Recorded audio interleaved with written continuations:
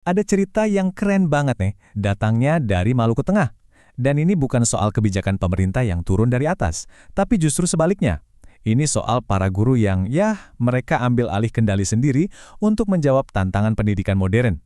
Oke, kita langsung bahas aja ya. Coba deh, kita pikirin gimana caranya sekolah-sekolah kita bisa ngejar kemajuan AI dan otomatisasi. Ini pertanyaan besar loh, yang dihadapi para pendidik di mana-mana. Teknologi kan larinya kencang banget, sementara sistem pendidikan kita kadang suka ketinggalan. Nah terus, apa jadinya kalau sekelompok guru bilang, udah, kita nggak mau nunggu lagi, dan mereka ciptakan jawaban mereka sendiri? Oke, jadi di pembahasan kali ini, kita bakal bedah ceritanya. Mulai dari apa sih tantangannya, terus solusi keren yang mereka bikin, gimana rencana aksinya, dan yang gak kalah penting, gimana mereka ngebangun organisasinya biar semua ini bisa jalan terus. Oke, kita mulai dari bagian pertama ya, biar kita semua paham konteksnya, kenapa sih inisiatif kayak gini tuh penting banget dan harus segera dilakuin? Jawabannya, karena dunia kita lagi berubah drastis. Anda mungkin sering dengar istilah-istilah kayak Industri 4.0 atau Society 5.0 kan? Intinya sih cuma satu. Teknologi, terutama kecerdasan buatan dan otomatisasi, itu lagi mengubah semua hal dengan cepat banget. Nah, ini kan artinya tuntutan di dunia kerja juga jadi baru. Ujung-ujungnya sekolah jadi punya PR baru. Gimana caranya nyiapin siswa buat masa depan yang kayak gitu? Nah, ini dia kuncinya, berpikir komputasional. Biar bisa relevan di dunia yang serba digital ini, siswa dan juga gurunya ya perlu banget nguasain ini. Tapi ini bukan cuma soal jago coding aja loh. Ini lebih ke cara kita mikir untuk mencahin masalah. Jadi masalah yang gede, kita pecah-pecah jadi langkah-langkah kecil yang lebih gampang dikelola.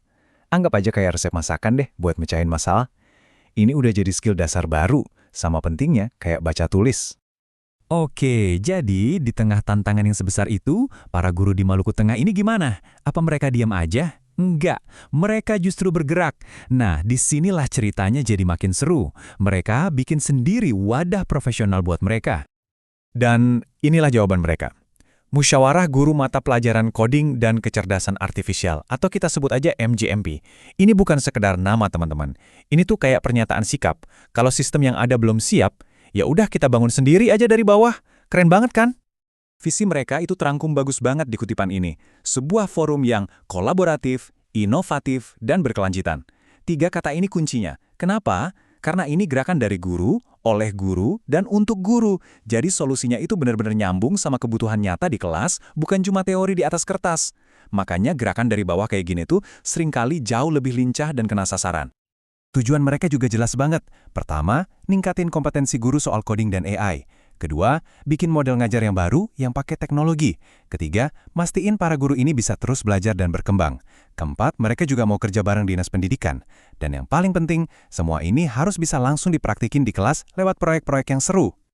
Punya visi keren itu satu hal, tapi gimana cara mewujudkannya? Nah, itu butuh rencana yang matang. Yuk kita lihat rencana aksi mereka.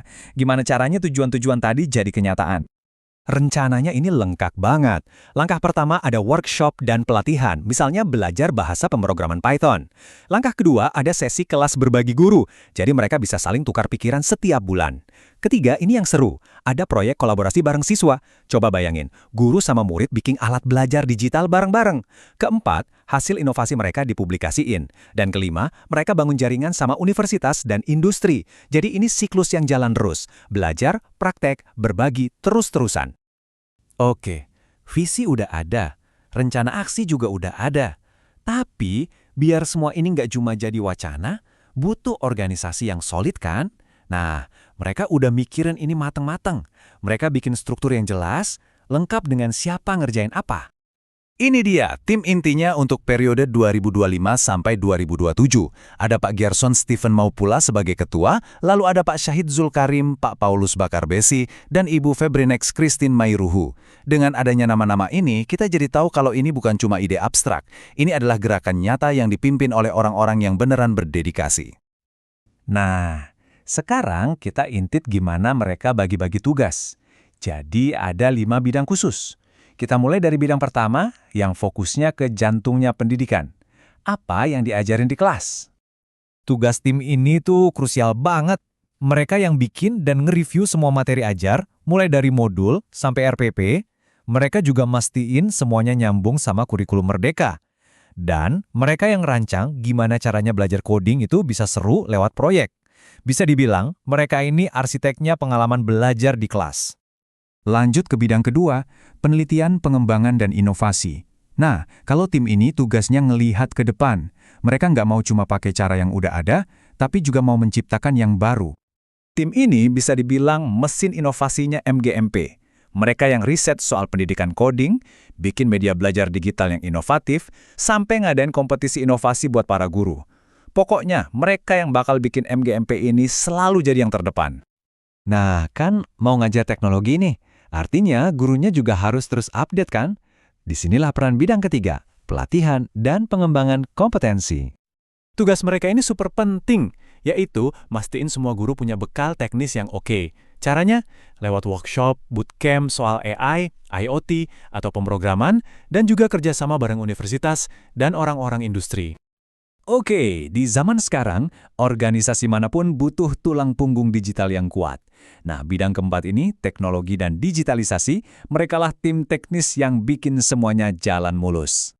Merekalah yang ngurusin semua platform digitalnya. Mulai dari website, media sosial, sampai Learning Management System atau LMS. Mereka juga yang ngembangin sistem informasi internal dan kasih dukungan teknis kalau ada acara online. Tanpa tim ini, ya susah banget koordinasinya.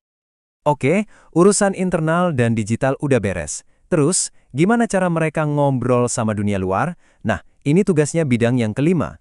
Bidang ini, publikasi, humas, dan kemitraan, tugasnya itu penting banget buat menyuarakan kerja keras mereka. Mereka yang ngurus komunikasi keluar, cari sponsor, dan yang paling penting, nyebarin kegiatan mereka lewat medsos dan jurnal. Mereka ini yang bangun jembatan biar apa yang mereka lakuin di Maluku Tengah bisa ngasih inspirasi ke tempat lain juga. Jadi, kita tutup pembahasan ini dengan sebuah pertanyaan reflektif. Coba kita renungkan, gimana kalau para guru dimanapun di setiap sekolah mulai membangun sendiri masa depan pendidikan yang mereka mau lihat? Kisah dari Maluku Tengah ini kan bukan cuma soal satu MGMP aja. Ini tuh kayak cetak biru, sebuah contoh nyata tentang betapa dahsyatnya dampaknya kalau para guru diberi ruang untuk memimpin. Ini bikin kita mikir, apa ya yang bisa terjadi kalau semangat proaktif kayak gini nyebar ke seluruh Indonesia?